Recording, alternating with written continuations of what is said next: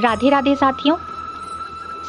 आज के वीडियो में जानेंगे कि किसी भी पूजा या अनुष्ठान में हम देव प्रतिमाओं को पुष्पांजलि क्यों देते हैं, अर्थात उन्हें फूल ही क्यों अर्पित करते हैं। इन फूलों का पूजा में क्या महत्व है और फिर इन फूलों का क्या करना चाहिए। फूलों का कौन सा हिस्सा हमें देव प्रतिमाओं पर अर्पित करना चाहिए। भगवान श्री कृष्ण ने इन सब विषय में क्या कहा है, इसी विषय पर आज हम चर्चा करेंगे। प्राचीन काल में फूलों को शांति का प्रतीक माना जाता था। प्राचीन हिंदू धर्म ग्रंथों में मंत्रों का उच्चारण करते हुए देवताओं को पुष्पांजलि देने का उल्लेख है। फूल अर्पित करना पूजा का एक महत्वपूर्ण हिस्सा माना जाता है। फूल प्रकृति का सबसे सुंदर श्रृंगार है, इसलिए देवी देवताओं को भी फूल अत्यंत ही प्रिय हैं और देव प्रतिमाओं को फूल अर्पित करने से वे अत्यंत प्रसन्न होते हैं और अच्छे स्वास्थ्य, धन, सुख और समृद्धि का आशीर्वाद देते हैं।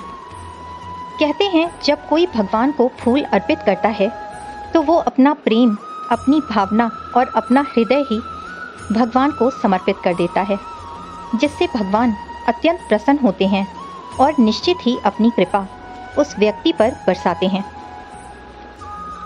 देवी देवताओं को फूल चढ़ाते समय डंठल के साथ ही इसे अर्पित करना चाहिए। डंठल को हमेशा देवी देवताओं की ओर और फूल को अपनी तरफ करके अर्पित करना शुभ माना गया है।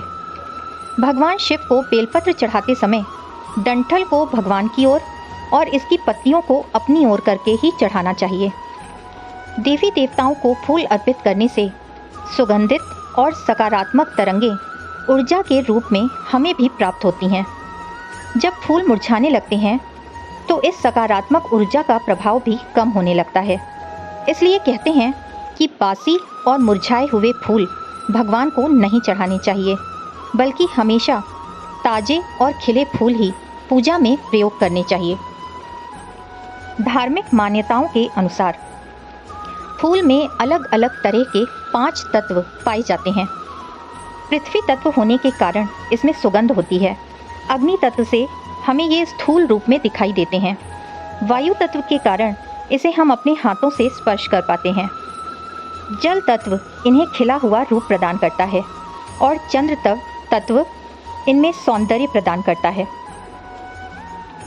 सूर्यास्त के बाद घर के मंदिर से फूलों को हटाकर एक थैले में रख देना चाहिए और अपनी सुविधा अनुसार जब आप नदी स्नान को जाएं तो इन फूलों को उस नदी में विसर्जित कर देना चाहिए, या फिर मिट्टी का एक गड्ढा खोदकर इन फूलों को वहां दबा देना चाहिए जहां पर आवागमन बहुत कम हो।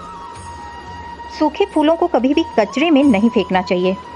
भगवान पर चढ़ाकर उतारे गए फूलों को निर्माल्य कहते हैं और ये निर्माल्य बहुत ही पवित्र होते हैं और इन्हें कचरे में फेंका जाए या फिर पैरों के नीचे आए तो इसे शुभ बिल्कुल भी नहीं मानते। शास्त्र कहते हैं भगवान पर चढ़े हुए फूलों को एक बार माथे से स्पर्श करने से उसकी पॉजिटिव एनर्जी आपके साथ रहती है।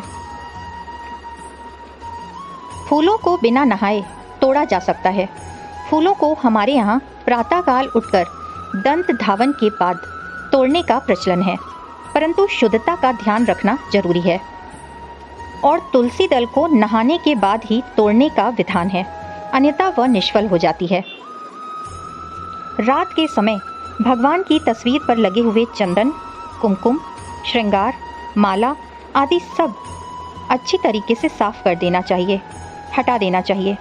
भगवान के शयन से पूर्व मंदिर का स्थान साफ सुथरा और सहज कर देना चाहिए ताकि भगवान को कोई असुविधा ना हो।